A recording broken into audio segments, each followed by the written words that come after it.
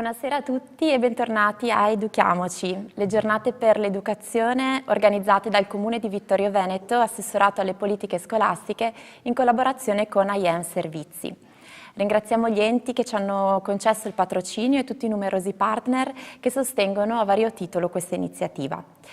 Come sempre siamo in diretta dalla scuola secondaria Lorenzo da Ponte di Vittorio Veneto e stiamo trasmettendo sul profilo Facebook di Educhiamoci e sul canale YouTube del Comune di Vittorio Veneto. Salutiamo il pubblico che è presente questa sera qui con noi e anche il pubblico che ci sta seguendo da tutta Italia e vi invitiamo sempre a condividere le nostre dirette sui vostri canali. Grazie fin da ora per il vostro supporto. Il titolo di questa terza edizione di Educhiamoci è Ci vuole coraggio e è stato scelto sia per ricordarci che possiamo affrontare le sfide che ci fanno paura, ma anche per evocare la possibilità di metterci con cuore nelle relazioni educative che ci vedono impegnati con i bambini, le bambine, i ragazzi e le ragazze, per essere per loro fonte di sicurezza. Ricordiamo che tutto il programma dell'intera settimana è presente sul sito www.educhiamocivittorioveneto.it. Questa sera qui con noi in studio c'è anche Donatella Di Paolo, dirigente scolastico dell'Istituto Comprensivo Vittorio Veneto 1 Lorenzo da Ponte, che al termine dell'evento ci aiuterà a fare alcune riflessioni e potrà eventualmente porre delle domande al nostro ospite. Prima di presentarvi l'incontro di questa sera e il relatore di oggi, passo la parola a Sonia Brescacin, consigliere regionale del Veneto, per un saluto istituzionale. Buonasera a tutti quanti, ho il piacere di portare il saluto della Regione del Veneto, in particolar modo a tutti i presenti, a tutti coloro che seguono in diretta e in modo specifico anche all'amministrazione comunale di Vittorio Veneto, che è un'amministrazione che in questi 3 anni ci ha dimostrato di saper avere il coraggio, no, di buttare il cuore oltre l'ostacolo e portare quel cuore che diceva prima in inizio di serata, attraverso una concretizzazione di umanità nel portare avanti un progetto di educazione importante. Le giornate dell'educazione sono assolutamente significative e anche denotano un atteggiamento di un territorio che guarda ai giovani e che guarda anche al mondo degli adulti, che coi giovani si approccia tutti i giorni, che non è soltanto e prettamente un'attenzione rivolta al tema che possono essere le fragilità, ai temi di evitare delle derive, quindi di dare una mano laddove ci sono dei problemi, dove questo le istituzioni lo fanno e lo devono fare, ma è anche una realtà e un'amministrazione comunale, anche con il suo assessore Antonella Caldar, che è particolarmente attenta assieme a tutto il mondo e alle persone che la seguono, al mondo dei giovani come un mondo di opportunità. I giovani la sfida dei giovani è anche quella di saper cogliere tutte le capacità che loro hanno inespresse e poterle sviluppare nel modo migliore, e anche di cogliere le opportunità che dal mondo esterno loro possono avere per il loro sviluppo personale, ma anche per il bene di tutta la comunità e il territorio in cui siamo.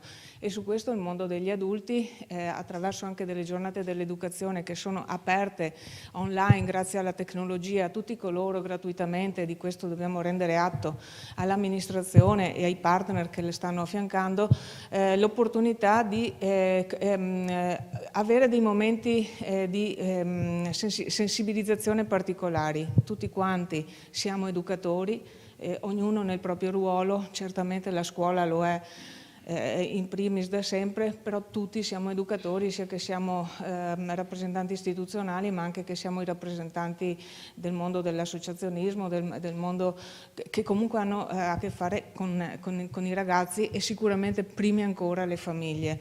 Quindi davvero grazie di cuore per l'opportunità anche quest'anno di poter seguire queste giornate, che poi sappiamo che sono un patrimonio inestimabile che ci mettono a disposizione, perché rimangono online e quindi chiunque potrà trarne beneficio, trarne stimolo per il proprio lavoro, per il proprio approccio, ma anche e soprattutto per questi giovani che sono forza, sono passione, ma sono anche una grande opportunità positiva per loro stessi, ma anche per tutti quanti noi.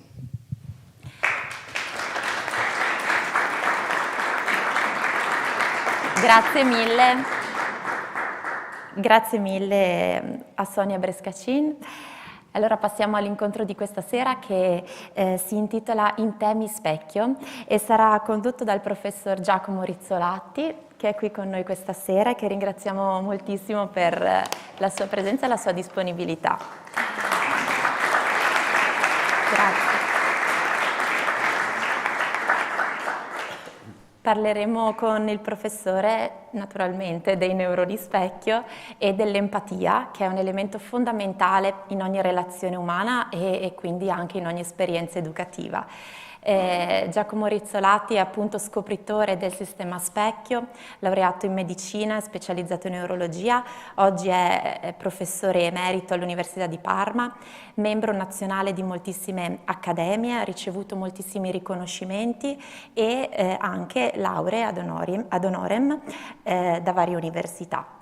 Quindi lasciamo presto la parola al nostro ospite, ma vi ricordiamo prima che potete naturalmente porre delle domande che appunto porremo poi alla fine al professore e lo potete fare sia commentando la diretta nei vari profili social oppure scrivendo un messaggio su WhatsApp al numero che vedrete comparire in sovraimpressione.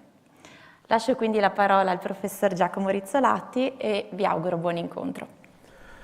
Bene, ringrazio per la presentazione. Ho chiesto prima chi devo ringraziare personalmente, ho detto l'amministrazione di Vittorio Veneto, quindi ringrazio l'amministrazione in toto per questo invito che ho accettato volentieri. Io sono neurologo, sono neuroscienziato, quindi alcuni dati saranno neuroscientifici, però spero di interessarvi anche coloro che non sono degli esperti di neuroscienze. E incomincio con una frase che spero riusciate a vedere, è una frase di Adam Smith. Adam Smith è stato il padre dell'economia moderna, dell'economia liberale, e ha scritto un famoso libro, La ricchezza delle nazioni. Prima di questo libro ha scritto un altro libro estremamente interessante, di cui leggo una frase. Per quanto egoista possa essere un uomo, vi sono evidentemente in lui alcuni principi che lo fanno interessare del destino degli altri e rendono la sua felicità necessaria, la loro felicità necessaria a lui, anche se non deriva niente se non il piacere di vederli felici. È molto ottimista, se volete, siamo in pieno illuminismo, la gente sperava di vedere tutte queste cose, però devo dire che oggi la neuroscienza dice che Adam Smith aveva ragione, cioè noi abbiamo questa proprietà dentro di noi per cui vogliamo essere con gli altri e vogliamo essere felici come gli altri. Questo non è una mozione così di sentimenti filosofici, ma sono dati neuroscientifici. Alla fine della mia conversazione spero che sarete d'accordo che effettivamente siamo stati così, fatti così. Ecco, come già stato detto dalla signorina, il tema di cui parlerò è il meccanismo specchio. Ho messo anche il titolo in inglese, non per snobismo, ma perché ormai è la lingua ufficiale della scienza e nel mio laboratorio ci sono parecchi stranieri, per cui più spesso diciamo il meccanismo mirror invece che il meccanismo specchio. Comunque, scusate, non è snobismo. Incomincio con alcuni dati. Per molti anni a Parma noi abbiamo studiato le aree motorie della scimmia e le abbiamo studiate molto a fondo, abbiamo fatto degli studi anatomici. Quello che voi vedete qui è una definizione delle aree motorie. Le aree motorie sono quelle a sinistra, l'azzurrino soprattutto è quello che mi interessa e abbiamo visto che ci sono molte aree premotorie. A me oggi interessa parlarvi di una, quella che è indicata con F5. F sta per frontale e F5. Se c'è qualche medico o qualche ex studente di medicina si ricorderà che questo somiglia molto alla distinzione delle aree motorie fatta da von Economo. Per coloro anche che sanno un po' di anatomia, tutte queste aree fanno parte dell'area 6 di Brodmann. Ma a parte questo, interessiamoci di F5. Dunque, noi abbiamo studiato F5 con un metodo che, questo è la fine degli anni 90 quando abbiamo fatto questi studi, che allora era molto avveniristico, ma poi divenne molto confuso, molto comune. Il sistema è quello della registrazione di singoli neuroni. I neuroni, cioè le cellule che formano il nostro sistema nervoso, parlano mediante potenziali d'azione. Quegli schiccheri che voi li vedete, quelle cose che vanno su, sono i potenziali d'azione. E il linguaggio dei neuroni è molto semplice, perché è un codice di frequenza. Se ci sono più di questi schiccheri vuol dire che il neurone ha capito lo stimolo e risponde, se non ci sono vuol dire che non ha capito. Poi vi farò vedere un filmato che vedrete molto semplice da capire. Comunque il concetto è questo: i neuroni parlano generando potenziali d'azione. Noi cosa abbiamo fatto? Abbiamo cercato di vedere quali sono gli stimoli cui rispondono i neuroni delle aree motorie. Una novità che abbiamo introdotto è stato quello di usare un approccio etologico. Tipicamente gli studiosi del sistema motorio cercano di studiare parametri come la velocità del movimento, la forza, la dinamica, la cinematica. Noi invece abbiamo avuto un approccio molto ecologico. Vediamo cosa succede, cosa fa la scimmia se gli do un pezzettino di banana, cosa fa se invece glielo porto via, cosa fa se glielo porto o solo strappiamo. Ed è stato vincente come approccio. Perché? Qui voi vedete l'unità 105, se voi guardate la parte a sinistra, lasciamo perdere quella a destra, vedete una mano di scimmia che afferra degli oggetti. I puntini sono i potenziali d'azione, trascritti come puntini, e la montagnola è un istogramma, cioè la somma di tutti quei puntini. Quello che qui colpisce è che mentre afferra in questa maniera, presa di precisione, c'è una grande scarica, mentre se afferra così, con tutta la mano, non c'è scarica. Uno dice, ma perché questa sorpresa? Perché tradizionalmente si diceva che il sistema motorio codifica i movimenti. Questo è un movimento, questo è un movimento, questi sono tutti movimenti. Vabbè, ma lì, in un caso il movimento determina, allora c'è qualcosa di diverso. E infatti abbiamo introdotto il termine di atto motorio, quindi questo è movimento. L'atto motorio è quando i miei movimenti sono coordinati in modo che io possa pigliare una matita o il bicchiere, eccetera. E ci sono neuroni che codificano la presa di precisione, quelli che codificano la presa di forza e così via. Quindi questo è stato il primo passo nelle aree, questo servirà poi per capire anche i neuroni specchio. È stato il primo passo molto importante, direi, perché dice che le aree promotorie non codificano il movimento, ma bensì l'atto motorio. L'atto motorio ha uno scopo, e questo è stato un concetto che per i filosofi è stato molto curioso, che un'area motoria possa codificare lo scopo. Loro pensavano che lo scopo è una cosa molto astratta, delle aree superiori, eccetera. Invece no. Ecco, poi questo è un altro neurone che vi dice chiaramente che è lo scopo, perché qui il neurone spara, quando io dico spara, talvolta la gente dice ma cosa vuol dire spara? Spara vuol dire che si attiva, è un anglesismo, firing dicono gli inglesi, ma lo usiamo molto. Quindi un neurone si attiva, qui è interessante perché si attiva non solo quando afferra con la mano, ma addirittura quando afferra con la bocca. Quindi chiaramente non è il movimento di per sé, ma è lo scopo. Ricordiamoci, lo scopo è codificato.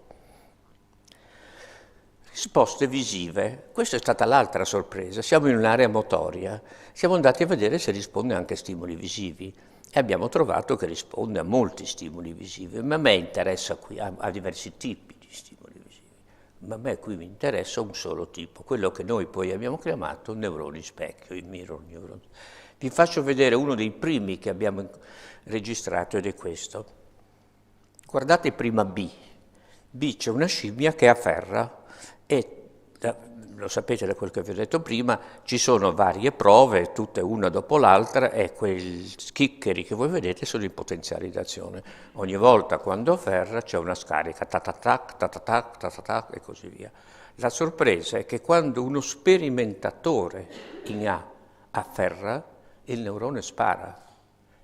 Questa è stata veramente una sorpresa, perché se è un neurone motorio, se io stimolo quell'area determina movimenti, spara quando la scimmia afferra e spara anche quando la scimmia vede afferrare un movimento specifico, non basta muovere la mano, non spara, spara se afferra un oggetto. Qui spero che funzioni perché questo filmato è molto significativo.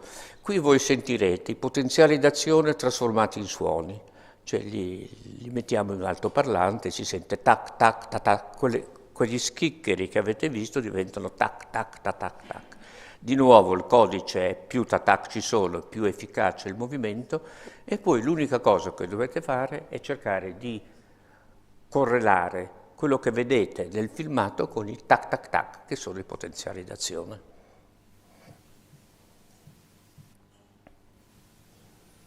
Dove è andato a finire?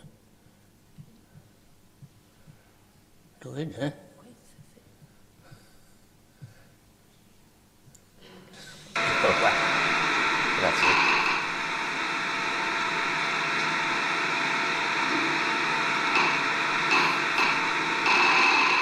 Ecco, questo la scimmia prende, è un grasping neuron, un neurone dell'afferramento.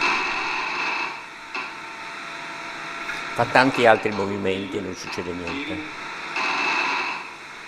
Ancora?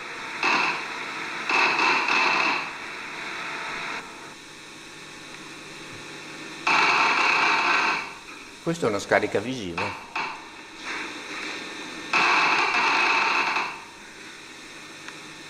Fai ancora?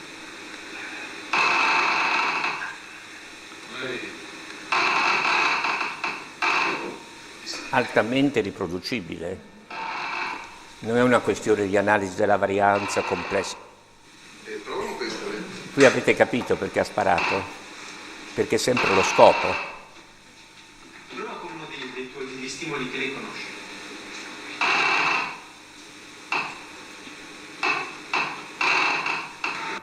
Penso sia abbastanza convincente. Cioè questo neurone cosa comunica alla scimmia? Comunica prendere, sia il prendere della scimmia stessa, sia il prendere dello sperimentatore. Lo sperimentatore è Leonardo Fogazzi e mi è stato detto che è stato qui una volta, vi ha parlato un po' forse di questi neuroni specchio, poi vedrete che c'è una parte nuova, però non è tutta che ha detto Fogazzi. Comunque, il risultato era questo. A questo punto voi vi direte, vabbè, contenti. Effettivamente i miei collaboratori, tra cui Fogassi, erano felicissimi, hanno fatto una grande scoperta. Io ero terrorizzato, perché se non fosse vero, cosa pubblichiamo di aver trovato nell'area motoria dei neuroni visivi e non è vero? È come un ponte che crolla per un ingegnere o un edificio che non sta in piedi. E allora abbiamo fatto tanti esperimenti e uno che mi ha convinto è questo. Perché ricordatevi che la scimmia sta seduta e fa quello che vuole e quindi poteva fare cose che noi non vediamo. Avevamo una telecamera che la guardava e quindi non ci poteva ingannare del tutto, però pur sempre è un'area motoria, magari ci grattava e non ce ne accorgevamo. Ecco, un neurone di questo tipo però non poteva ingannarci perché questo neurone spara se uno rompe un oggetto e quindi o rompeva l'oggetto, come si vede in B, o non sparava, in C afferra qualcosa e non spara. Quindi abbiamo fatto molti di questi esperimenti. La prima descrizione dei neuroni specchio è stata nel 92 e il lavoro in esteso è stato fatto nel 96, 4 anni fa, 4 anni dopo l'abbiamo pubblicato su Brain. Bene, naturalmente noi lavoravamo inizialmente sulla scimmia, ma il nostro interesse, eravamo tutti o medici o psicologi, era l'uomo.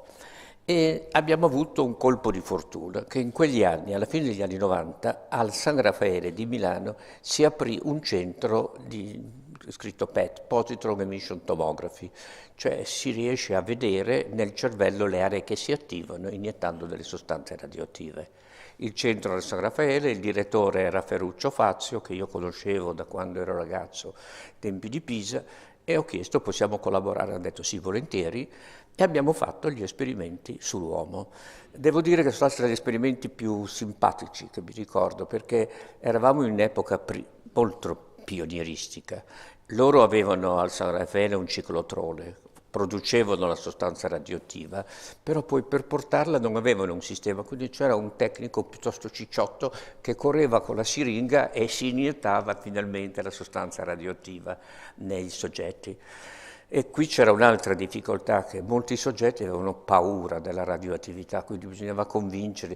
Per fortuna avevo mio figlio al liceo che si è Ha detto vado io. E allora i suoi compagni hanno detto andiamo anche noi. E così abbiamo avuto gli esperimenti e i risultati erano molto belli, perché voi qui vedete due aree, una rossa e una gialla. La gialla corrisponde a F5, a quell'area premotoria di cui vi ho parlato. L'altra è un'area parietale e l'esperimento era fatto così. Il soggetto era sdraiato nel lettino con il casco e tutti i marchingegni per registrare la radioattività, e una dottoressa, la dottoressa Perani, faceva dei movimenti di fronte alla persona e si vedeva quali aree si attivavano. E abbiamo visto che quando c'erano azioni che nella scimmia attivavano le aree motorie e parietali, le stesse aree si attivavano anche nell'uomo. Questo era molto però così iniziale, anche perché, come dicevo, la PET faceva paura a molti soggetti, quindi un soggetto sano che non era malato era restio.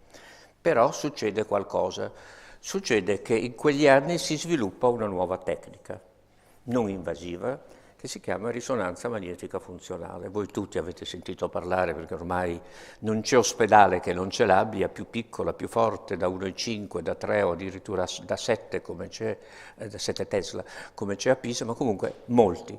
E allora abbiamo fatto, i primi esperimenti sono andato io negli Stati Uniti. Allora avevo una collaborazione con Michael Harvey e Scott Garton e successivamente tanta gente ha cominciato a studiare i neuroni specchio. Come vi dico, la macchina era diffusa, la tecnica è facile e questo che vi presento è una meta-analisi fatta su oltre 100 studi. Lo studio non è nostro, è stato fatto in Germania, a Jülich, dove c'è un centro molto avanzato per queste tecniche, e se voi vedete si vedono esattamente le stesse aree che vi ho descritto prima, così grossoladamente. Non ho un puntatore, ma comunque quella più dietro è un'area visiva, le altre due sono una la parietale e l'altra la frontale. Cioè nell'uomo è ancora più vasto, più ricco la quantità di sistema nervoso che si attiva. A questo punto uno comincia a chiedersi, ma qual è la funzione dei neuroni specchio? A noi inizialmente è venuto in mente l'imitazione. Io dico, io vedo fare qualcosa, vabbè, e dopo lo imito.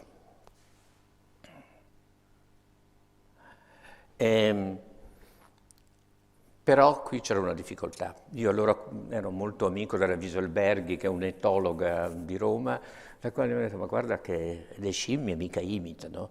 Quello è una credenza popolare, le scimmie sono capaci di fare delle smorfie in risposta alle tue smorfie, ma le scimmie non sanno imparare. Cioè se l'imitation learning, l'imitazione, l'apprendimento per imitazione viene chiesto a fare una scimmia, è mica capace. A malapena gli scimpanzé e i gorilla riescono a fare dopo settimane, mentre un bambino di 2 anni impara in un momento, se tu gli fai vedere che ci rompe così o si rompe così.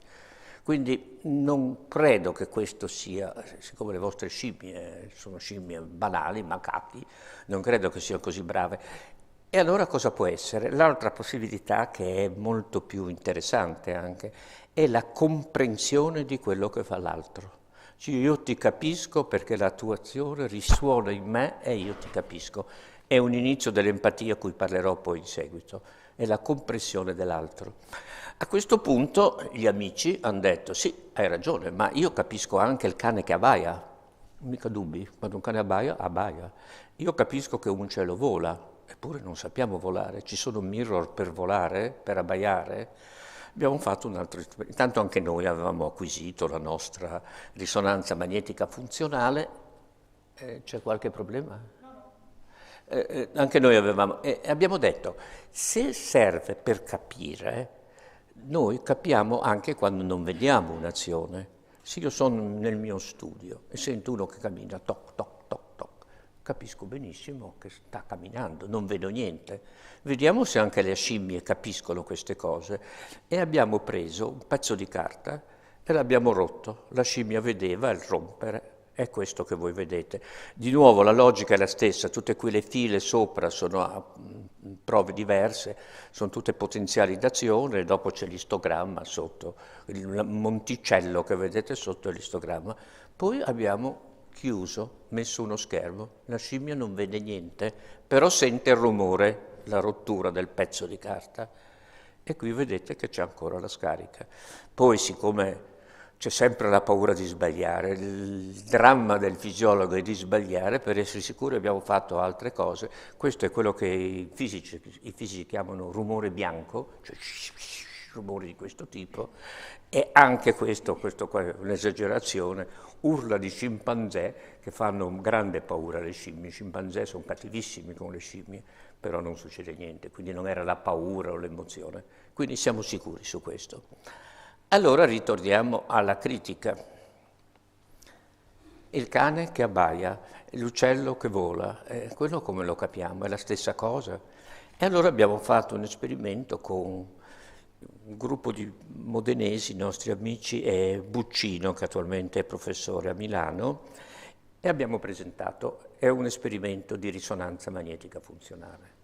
Lo studente sta sdraiato nello scanner, nel lettino, e gli abbiamo fatto vedere prima dei filmati di questo tipo. Cioè voi vedete lì c'è un ragazzo che afferra e morde un pezzo di mela, poi c'è la scimmia che afferra un pezzo di cibo e lo morde, e poi c'è anche il cane. Cioè 3 specie diverse fanno lo stesso gesto, mordono, afferrano con la bocca. Risultato?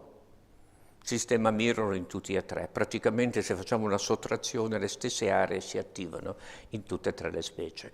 Quindi quando vedo il mio cane che afferra lo capisco come se fosse un essere umano che fa la stessa cosa. Questo forse è l'amore per certi animali che abbiamo noi, poi vi dirò perché. Seconda parte dell'esperimento. Adesso facciamo vedere delle cose speciali.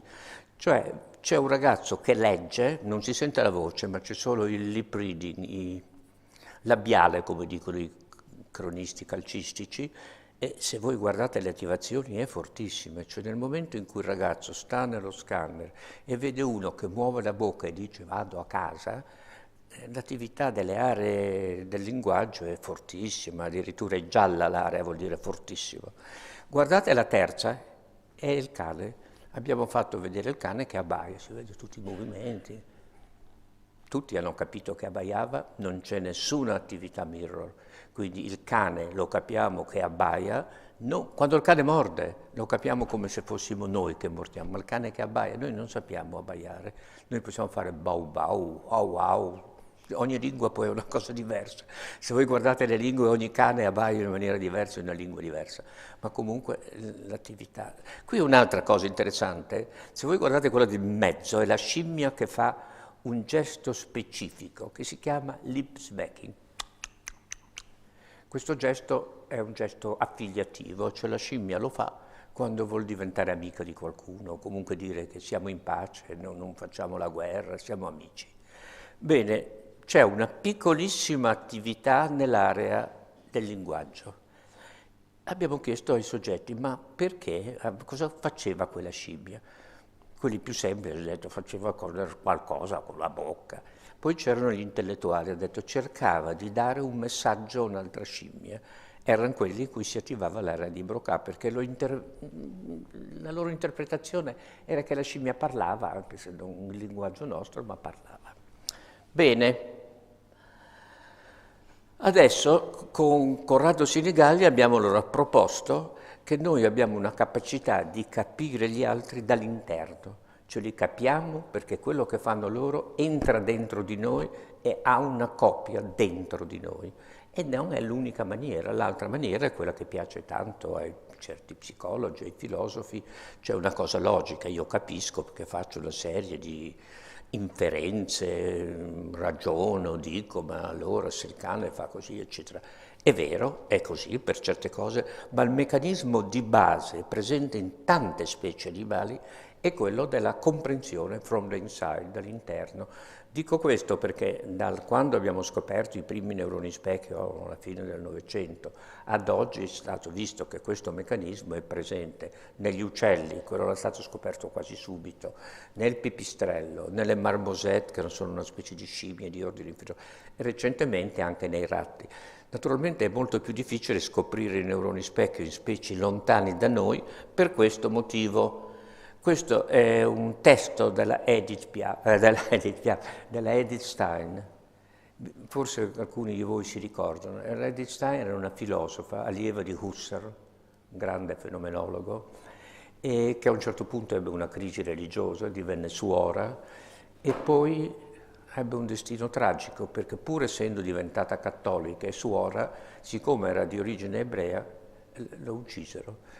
Non so se un suo consigliere spirituale disse: vai via dalla Germania, vai in Olanda, ma i tedeschi arrivarono in Olanda e, come è successo con l'Anna Frank, la uccisero, per cui attualmente credo sia stata santificata, attualmente è considerata una santa, comunque era una filosofa. E quello che lei dice è quello che io vi ho raccontato in termini neurofisiologici.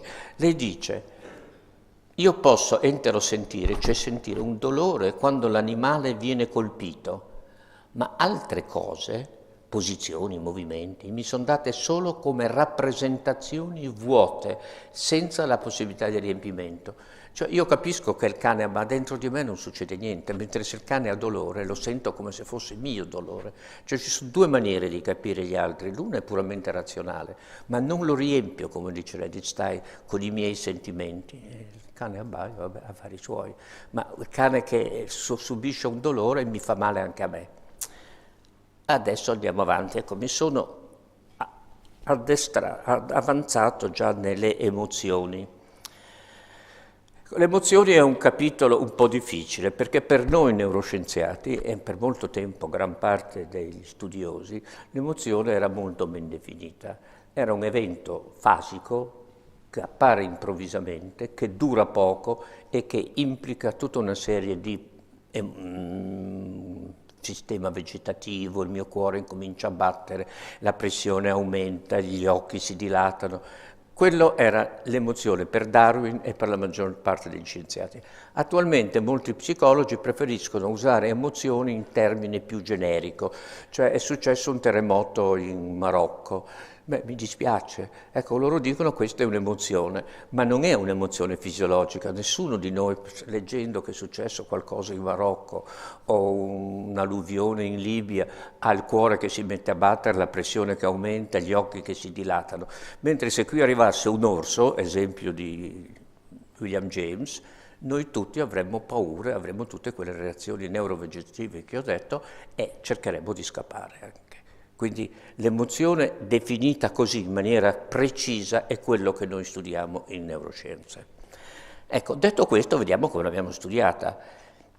Darwin stesso ha detto che una delle emozioni di base è il disgusto. Il disgusto è innanzitutto dovuto a odori sgradevoli, uova marce, tutti, uomini, donne, bambini, tutti diventano disgustati. E allora abbiamo provato a usare questi stimoli. Però bisogna saperli anche usare.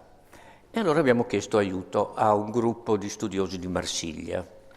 Tra parentesi, questo è stato un esperimento che ho condotto insieme con Vittorio Galesi e Christian Kaiser, che hanno avuto una grande parte in questo esperimento.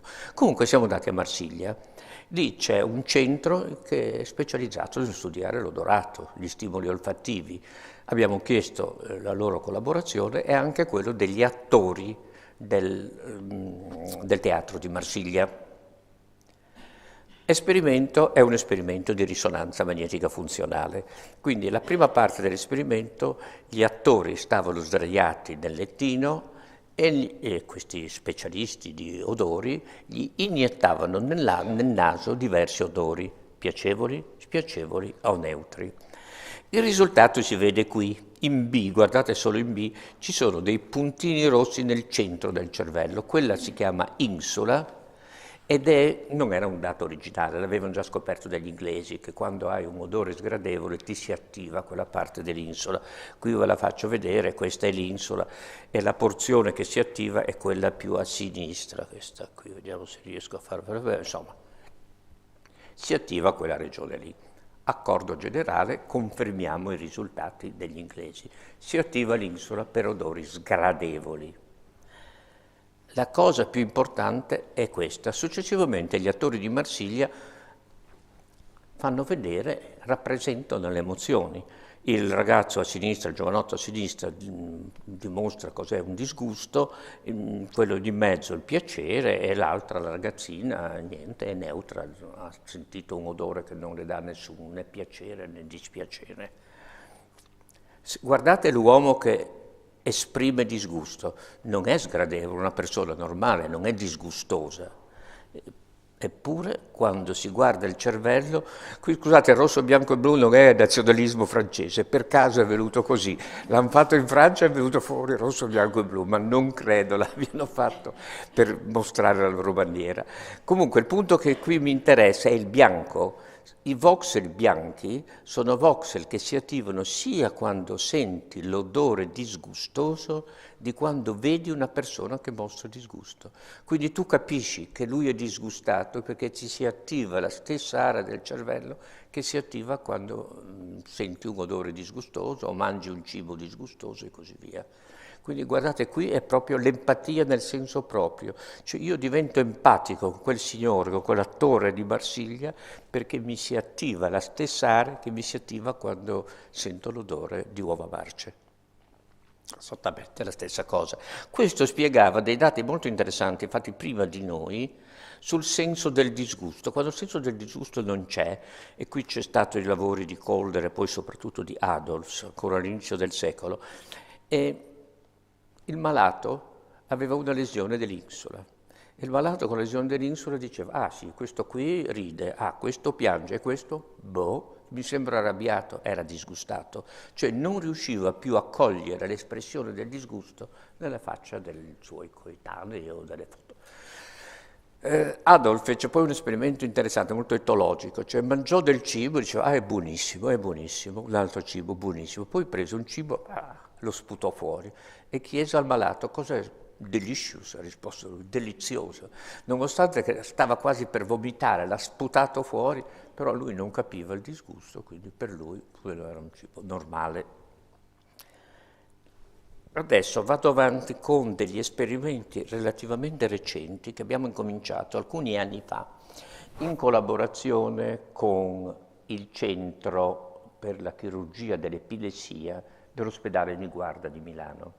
Niguarda è un centro molto importante per lo studio dell'epilessia. Loro hanno elaborato, o meglio Munari, il fondatore del centro che ora è morto, insieme a un gruppo di francesi, una tecnica per combattere l'epilessia, quella farmacoresistente. Voi sapete che oggi per fortuna l'epilessia è una malattia trattabile, ci sono tanti farmaci e la maggior parte delle persone con i farmaci guarisce, l'unica cosa è che continuino a prenderlo, perché è terribile, perché quando il malato ti viene da te e dice guardi dottore sto bene da un anno, basta i farmaci, dici no, non basta farmaci perché sennò il giorno dopo hai di nuovo la crisi. Ma ad ogni modo con i farmaci si blocca l'epilessia, non in tutti. Ci sono delle persone che hanno o una cicatrice o un piccolo tumore, ma che continuano a avere l'epilessia nonostante che tu gli dia qualsiasi farmaco. Ora, questo gruppo del Niguarda, insieme con Talleyrand, Banco e il gruppo francese, hanno elaborato una tecnica chirurgica per togliere la causa dell'epilessia, che è un tumoretto o una cicatrice. La tecnica è costosa ed è complessa, ma ve la faccio vedere. Qui voi vedete in grigio un cervello, è una risonanza strutturale, cioè il cervello per vedere che non ci siano delle grandi malformazioni. Poi in blu è una arteriografia, qui lo vedete tutti i vasi cerebrali dello stesso paziente, per quello vi dico che è costoso, bisogna fare quello. In bianco è un cervello e i puntini rossi sono gli elettrodi che vengono impiantati cronicamente nel cervello per sapere dov'è il focolaio epilettico, perché uno può grossolanamente dire è un'epilessia temporale, un'epilessia temporocipitale, ma il chirurgo deve sapere dov'è, perché deve andare col bisturi lì, deve lì succhiare via il malanno. Tra parentesi, qui vi faccio vedere che i chirurghi mettono dentro un sacco di elettrodi e il malato sta bene. Quindi gli elettrodi dentro la testa del paziente, una volta passata la fase iniziale in cui apri la teca cranica in anestesia generale e la richiudi, non fa più male. Quindi gli elettrodi dentro la testa, siccome non ci sono recettori dolorifici, si possono mettere. E quello vi spiega perché le mie scimmie collaboravano con noi all'inizio, perché anche se avevano un elettrodo in testa non lo sapevano mica, come questi pazienti sanno che hanno elettrodi in testa, ma non gliene importa niente. Va bene. Allora, i chirurghi cercano dov'è il focolaio epilettico per portarlo via, ma intanto il malato ha tutti quegli elettrodi in testa e per circa una settimana sta lì, perché il chirurgo aspetta che ci sia un attacco epilettico, per dire, ah, eccolo, è qui. È da qui che nasce l'epilessia, è lì che devo portare via un pezzo di cervello. Quindi il malato sta lì per una settimana, 10 giorni, finché finalmente non arriva e non sa cosa fare. A questo punto è completamente mobile, dopo vi faccio vedere come è fatto, è lì e quindi è pronto a collaborare per qualsiasi cosa. Dice, senta, facciamo questo test. Dice, certamente, volentieri, tanto più forse serve anche per me, vabbè, anche se non serve per lei, però è bello lo stesso, e si fa. Ecco, adesso vi farò vedere prima un esperimento in cui si stimola la zona azzurra, quello che voi vedete.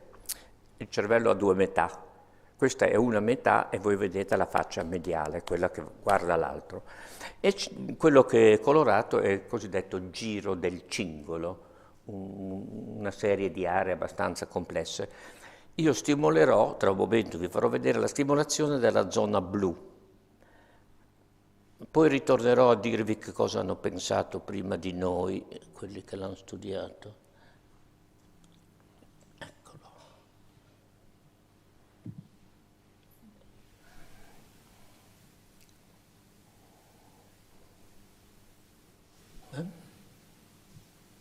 È così piccolo che... È sempre lì. Eccolo. Calchi lì. Grazie. 1, 2, 3, 4, 5, 6. Che c'è? Cosa è successo? Tu vuoi andare via? Cioè? Hai sentito che vuoi andare via così? Quindi questo qui è stato stimolato in quella regione lì e non sa perché, ma a questo punto dice voglio andare via. Questo è stato ripetuto anche in Francia. Voglio andare via, c'è qualcosa che non va. Perché? Perché è un centro dell'ansietà. Cioè quando noi stimoliamo questo lui diventa ansioso, non riesce più a star lì e vuole andare via. La tecnica permette di superare questi errori, sono stati fatti usando la risonanza magnetica funzionale e Prosic fece questa meta-analisi e diceva che quella regione lì serve per il dolore, per la salienza degli stimoli, per il reward, perché? Perché in tutte queste condizioni c'è una situazione di ansia. Anche per un test molto semplice come lo Stroop effect, uno si sente e dice ma qui il dottore mi sta esaminando, o il professore ancora peggio a scuola, e quindi entra in ansia anche se in teoria il test non dovrebbe essere ansiogeno. Ma provate voi, quando siete sotto esame l'ansia compare subito, è quello che succede. Quindi questa tecnica permette di eliminare i falsi positivi, i correlation errors, cioè gli errori di correlazione. Con la risonanza tu trovi che quella zona si attiva, ed è vero, si attiva, ma non si attiva perché è la zona per un certo test, ma è la zona perché è per l'ansia. Andando avanti abbiamo fatto molti studi, insieme con Fausto Caruana, di un'altra zona. Questa zona rossa che è scritto PAC, è la zona anteriore del cingolo. Stessa situazione, quindi abbiamo a questo punto, vedete dei ragazzi, prima una ragazzina che è lì in ospedale con tutto il suo caschetto, gli è stato fatto l'operazione, agli elettrodi dentro la testa e noi la stimoliamo.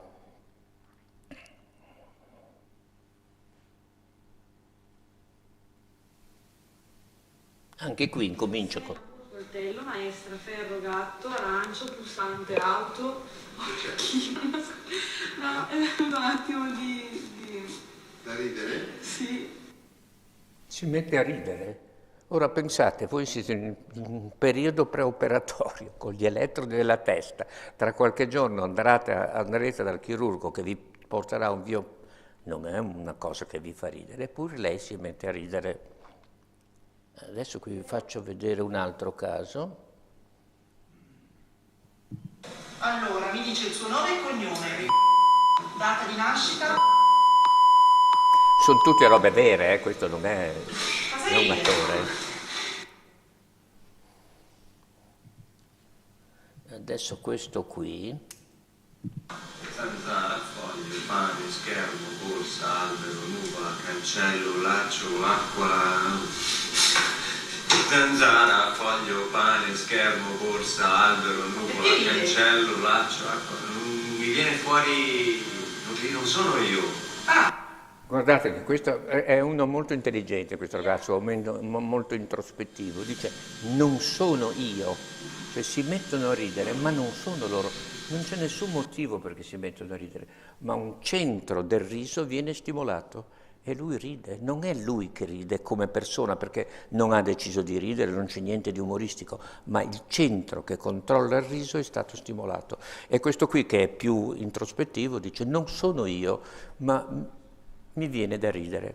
Abbiamo successivamente cercato di vedere cosa succede in quell'area e questo è di nuovo con degli attori che fanno vedere diverse emozioni e quando il ragazzo vede uno che ride gli si attiva esattamente quella zona la cui stimolazione determina riso.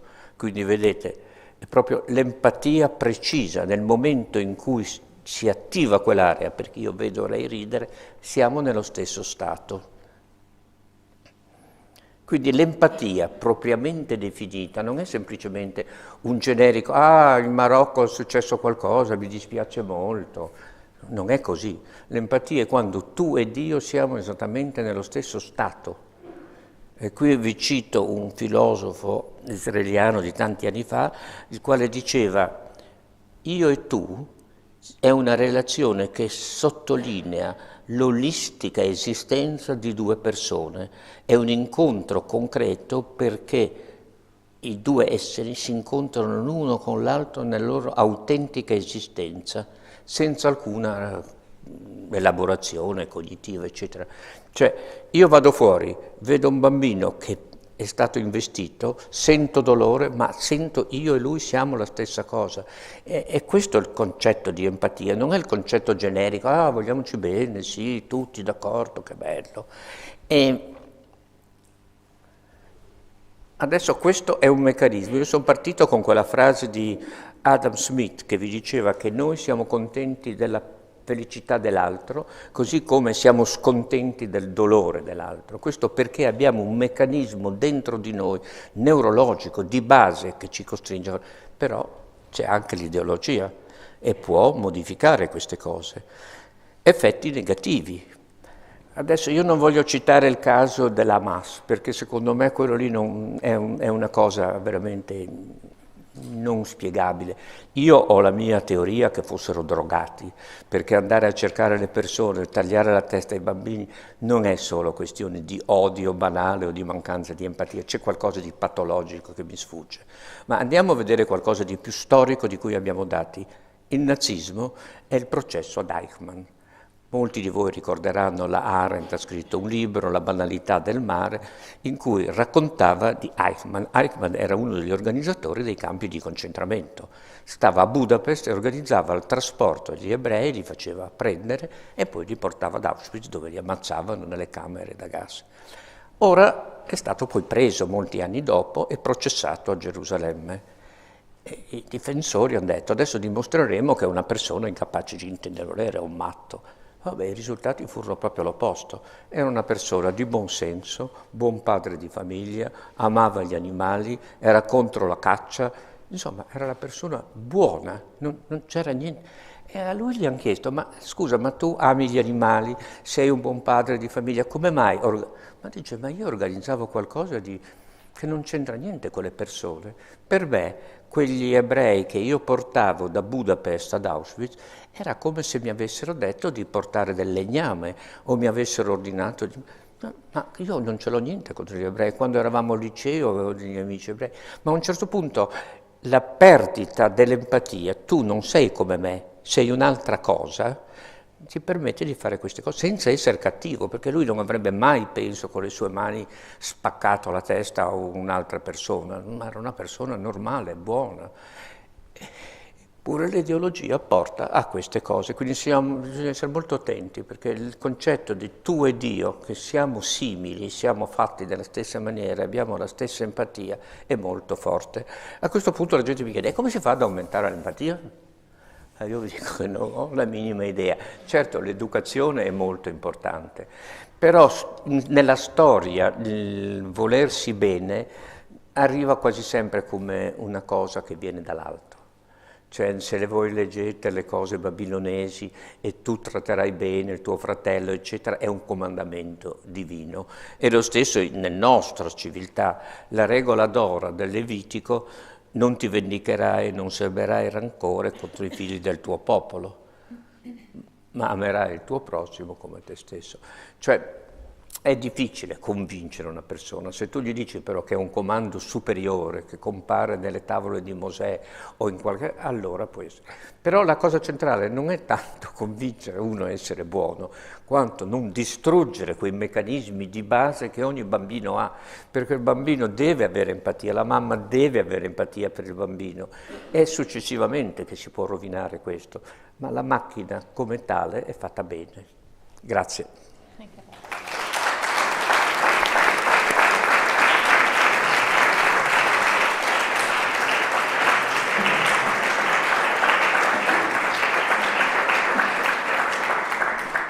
Grazie a lei, professore, è stato un intervento veramente interessantissimo e lo confermano anche le moltissime persone che ci stanno seguendo da casa, che sono circa 500 persone in questo momento, quindi veramente siamo molto contenti insomma, che anche questi argomenti abbiano raggiunto così tante persone, davvero.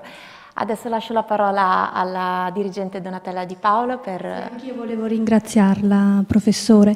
Faccio un riassunto brevissimo, vediamo se ho compreso. Sì, vediamo se ho compreso bene.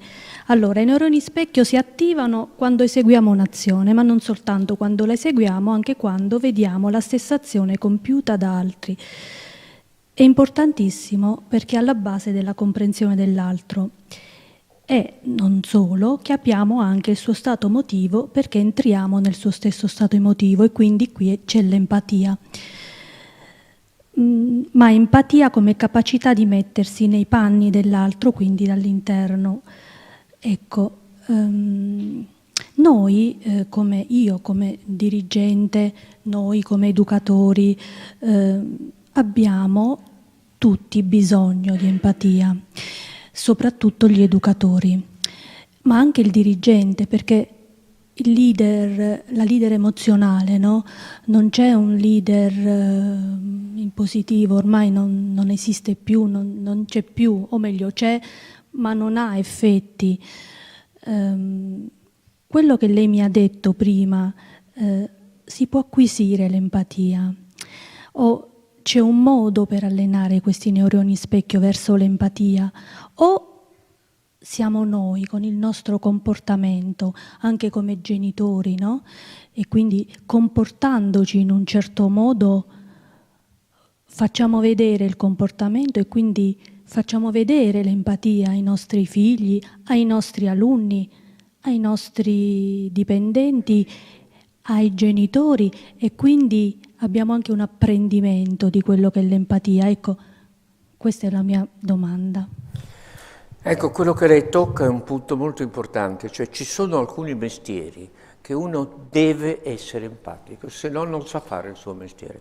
Uno è il mio, quello del medico. Se un medico non è empatico, non serve a niente. Cioè diventa una specie di distributore di farmaci. È terribile quando uno dice no, io non posso venirti, ma guarda, fai questo, vai a fare la radiografia, fai l'esame del sangue e torna tra 10 giorni. Ecco, magari quello gli basterebbe 3 parole, rassicurarlo che il suo mal di stomaco è una stupidaggine perché ha mangiato troppo. Invece no, l'empatia e quello manca, perché quello andrà a fare tutte le analisi, tornerà tra una settimana e continuerà a dire io sto molto male. Vabbè, ma le analisi dicono che non stai molto male.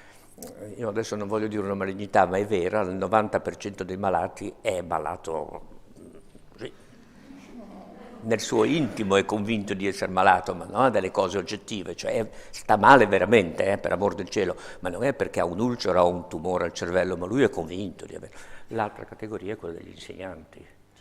Cioè, io ho avuto un bravissimo professore di fisiologia a Padova quando studiavo, grande scienziato, che non sapeva raccontare niente. Noi eravamo lì e dopo si smetteva di andare a lezione, perché se tu non comunichi, che ci credi a quello che fai, è inutile che tu racconti che il cervelletto ha 7 lobi e questo qui, uno dopo un po' non ne può più, si stufa e va via.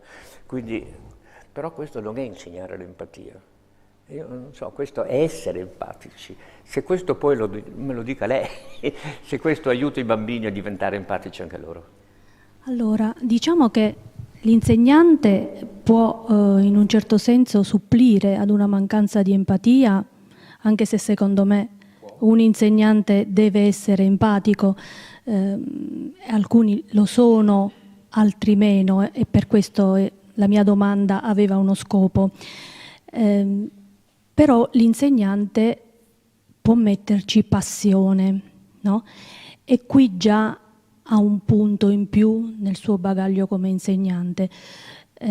Ma se l'empatia, lei mi dice che non possiamo insegnarla, o perlomeno non possiamo dargli delle tecniche per svilupparla anche in chi non la ha, io farei un nuovo reclutamento. Io non sono capace di dirle quali tecniche, ma quello che ha detto lei è molto giusto, perché se uno ci mette passione, il bambino lo sente. In quel senso lì forse gli insegnanti di elementari, medie, eccetera, sono molto più bravi dei professori universitari che parlano a 100 persone e pensano ad altre cose, mentre lì c'è un rapporto molto più stretto tra bambino e insegnante. Quello che aveva detto lei mi trova concordo, ma non so come si fa a insegnare se lei non ha empatia. Io dico, da domani cerca di essere empatica con i bambini. E dice, io quando vado a scuola penso ai miei figli e non ai bambini cui seguo.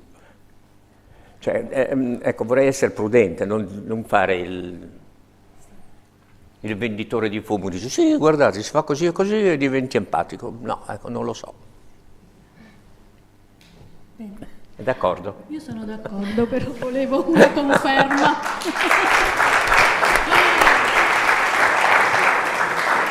Allora, vediamo anche qualche domanda che è arrivata da chi ci segue da casa.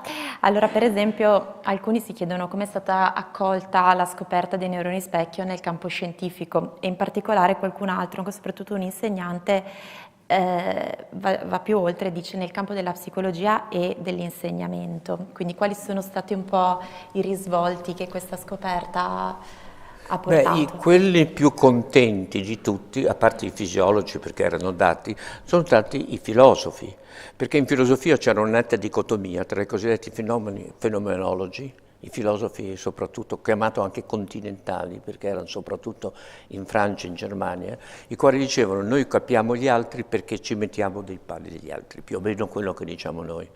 Invece la filosofia analitica, quella americana, era molto basata sulla matematica, sulla logica, eccetera.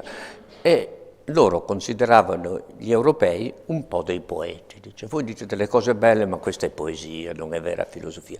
Quando hanno scoperto che anche le neuroscienze dicono che si capisce in questa maniera, felicità. I fisiologi non c'è stato problema, i psicologi sono quelli che ci hanno amato meno, perché sembrava che invadessimo un campo, mentre il psicologo dice, ma c'è la teoria della mente, è molto più complicato, voi semplificate un po' troppo le cose. Il che è vero, perché certe cose, come vi ho dimostrato anch'io, non sono tutto mirror, però dava fastidio a certe persone. Le opposizioni maggiori le abbiamo trovate là. Grazie. Poi un'altra domanda che arriva da Livorno, da Giacomo, che scrive quali sono i passi successivi nella ricerca sui neuroni specchio e quali potrebbero essere quindi anche le implicazioni future. Quello su cui lavoriamo molto in questo periodo sono due, la riabilitazione soprattutto, perché quando immaginate, guardi, una cosa che abbiamo pubblicato da poco tempo fa insieme con l'Humanitas, malato che deve essere operato dell'anca, è immobilizzato, non può muoversi perché gli fa molto male. Se tu gli fai vedere prima dell'operazione dei filmati in cui uno muove l'anca bene, il programma motorio muovere l'anca resta. Lui viene operato, l'anca può muoversi, ma se non ha avuto questo esercizio interno muove male, primo tempo continua a camminare così. E le cose però più clamorose sono con le paralisi spastiche. Se la paralisi non è una plegia, c'è un recupero molto più rapido. Quindi stiamo lavorando molto su questo e abbiamo visto che c'è molta gente che lavora al di fuori del nostro campo. Noi lavoriamo molto con l'Humanitas, un po' con San Raffaele, ma all'estero lavorano molto su questo. soprattutto stranamente australiani e neozelandesi, soprattutto quelli vecchi, hanno tutta una serie di tecniche come migliorare.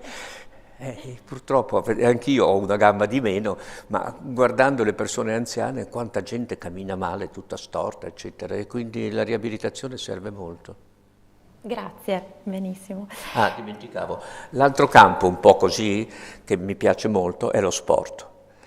Cioè, nello sport sono molto bravi però, Devo dire che certi allenatori, ad esempio l'Atalanta, ha dei tecnici incredibili, tu gli credi. Vorrei fargli vedere le parate, non so, del tipo, senz'altro, ecco, gli ultimi 10 anni abbiamo tutte le registrazioni della Serie A. Perché? Perché abbiamo visto che se uno, è un esperimento, immaginate un giocatore di pallacanestro che tira la palla verso il cesto, poi a un certo punto la palla partito, fine del filmato, e dopo chiedi ai giocatori dove è andata a finire. Beh, salta fuori che i campioni non sbagliano mai. I giornalisti sono un disastro e così pure i giovani non sanno, sbagliano. Quindi il gesto viene interpretato, è molto importante nello sport intuire cosa verrà dopo. Nei giochi di squadra soprattutto, il capire che quando uno fa la finta così, in realtà andrà a sinistra, è quello che ti rende un campione e fai sì che l'attaccante non è capace di andare avanti. E su questo abbiamo parecchie collaborazioni con il rugby, col calcio l'ho già detto, anche con la ginnastica. Insomma, è un campo poi molto affascinante perché a tutti piace lo sport, quindi gli studenti sono contentissimi di fare esperimenti sullo sport e noi anche. Quindi possiamo dire ambito sportivo, Nell'ambito riabilitativo, sportivo, sì. Sono due settori che potranno vedere... Sì, sono settori molto simili. Ci sarebbe il terzo settore che io ho appena accennato, quello della riabilitazione non del malato, ma del... Insomma, se qualcuno di voi è stato ricoverato in ospedale, soprattutto il papà di qualcuno di voi, la mamma, e per 1 settimana, 2 settimane è stato a letto, quando esce fuori cammina male.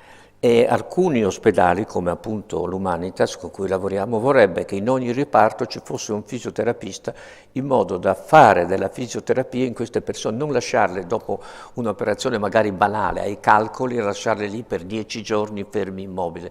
Quindi siccome questa tecnica è molto semplice, basta far vedere, non occorre un fisioterapista grande, ma basta far vedere dei filmati appropriati e i risultati sono ottimi. Grazie. Un'altra domanda ancora che arriva da YouTube, questa volta da Ivana, che dice: ma se il sorriso è forzato, produce lo stesso effetto? Se il sorriso che una persona vede è forzato, quindi non è un sorriso naturale, spontaneo, produce lo stesso effetto a livello neuronale? No, ma questa è una esperta, perché in neurologia si sa che esistono 2 sorrisi, il sorriso vero e il sorriso del politico. Il politico dice buongiorno, grazie, buongiorno, e la differenza sta negli occhi, in genere la bocca è facilmente manipolabile, il politico è bravissimo a fare così, se guardate gli occhi non ridono, quindi sono 2 fenomeni molto diversi. Quello che ho fatto vedere è il riso vero, però quelli lì proprio ridevano, non solo sorridevano. Lasciamo ancora posto ad una domanda e poi le leggo anche i numerosi commenti che sono arrivati per il suo intervento. Chiedono: quando una persona è spesso in ansia, significa che ha quella zona del cervello particolarmente attiva o può essere per un altro motivo?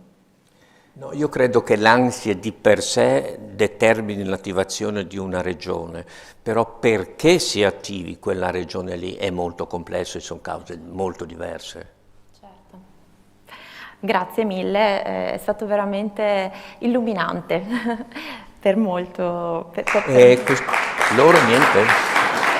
Il pubblico qua. C'è qualcuno che vuole fare una domanda? Se c'è qualcuno che anche da qui vuole fare una domanda, il professore chiede.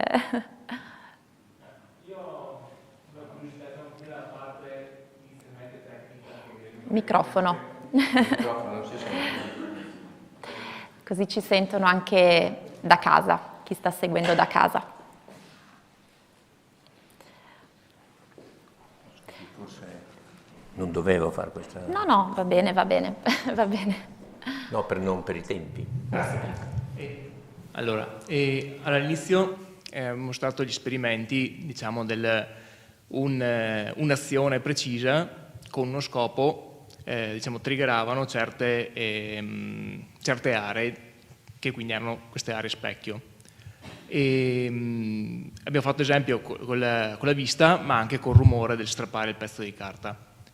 E più tardi poi è stato detto esempio con l'esempio del Marocco, diciamo il terremoto in Marocco, che non attiva, diciamo, la stessa emozione vera come è la parte, diciamo, di quando vedo davvero un'azione compiuta.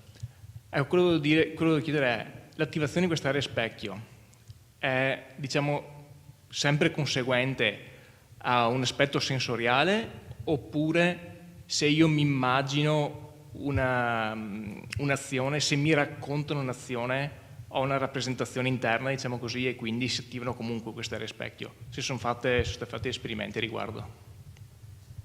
Non so se ho capito, ma non è un effetto puramente sensoriale. L'effetto specchio è una trasformazione di uno stimolo visivo in un programma motorio che avviene in certe aree.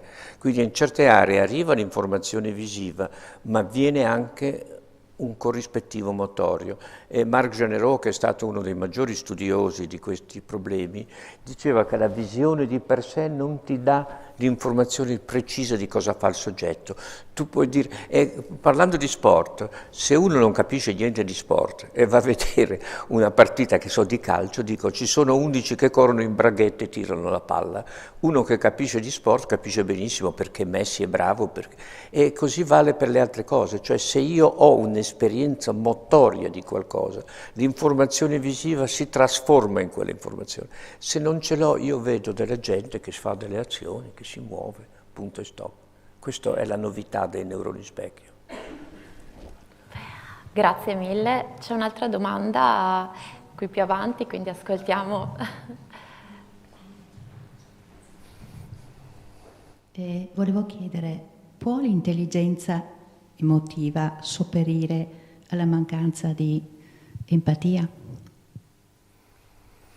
O quella che viene definita intelligenza emotiva? Se ho capito bene, lei dice se uno è molto intelligente, molto attento a quello che fa, può sopperire alla mancanza di empatia. Direi di no, perché esistono ad esempio dei geni matematici che sono quasi autistici, o forse autistici, cioè non riescono a empatizzare con gli altri, eppure sono dei geni, hanno delle capacità logiche, deduttive formidabili, quindi non riescono a sopperire. Se non ho un meccanismo di questo tipo è difficile che io entro certi limiti, certo che sopperisco, non abbiamo solo il bianco e il nero, ma la spinta verso un tipo di intelligenza come quella matematica spesso determina un'incapacità di capire gli altri, quindi non è che se sei intelligente capisci gli altri. Io parlavo di intelligenza emotiva, chiedevo l'intelligenza, quella che viene definita emotiva, però probabilmente... Ha detto intelligenza lucida, io pensavo fosse quella logico-matematica. Intelligenza emotiva, si parla di intelligenza emotiva quando si riesce a capire... Intelligenza emotiva. Sì, ma l'intelligenza emotiva è capire le emozioni, è quello di cui abbiamo parlato tutta la sera. E quindi equivale all'empatia? Sì, no, su questo certo.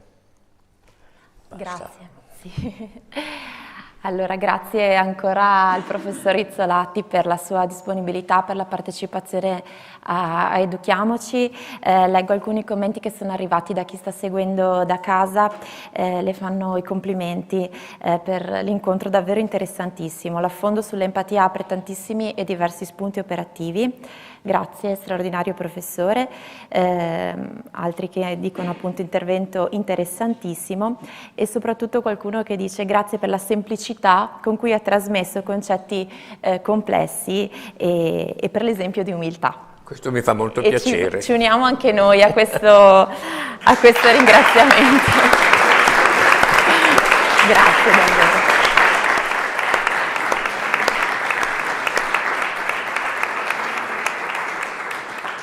E con questo chiudiamo la serata, ci salutiamo e il Comune di Vittorio Veneto, assessorato alle politiche scolastiche, vi ringrazia di cuore per aver partecipato. Vi invitiamo ai prossimi appuntamenti sempre gratuiti che trovate sul sito www.educhiamocivittorioveneto.it. Vi ricordiamo gli appuntamenti di domani mattina alle ore 10 avremo il dottor Roberto Dall'Amico con l'incontro Attraverso la sofferenza verso la speranza, poi alle 15 Curare la ferita con Stefania Piloni, alle 17:30 Rivoluzione educativa, occupiamoci delle fragilità degli adulti con Matteo Lancini e infine alle 20:30 avremo con noi la dottoressa Luca Angeli con l'incontro Oltre la paura, un viaggio di conoscenza. Sarà presente a questo incontro solo la professoressa Luca Angeli perché il dottor Burgio per motivi personali non potrà partecipare. Vi ringraziamo ancora per la vostra presenza, per la vostra partecipazione. Buonanotte a tutti e arrivederci a domani.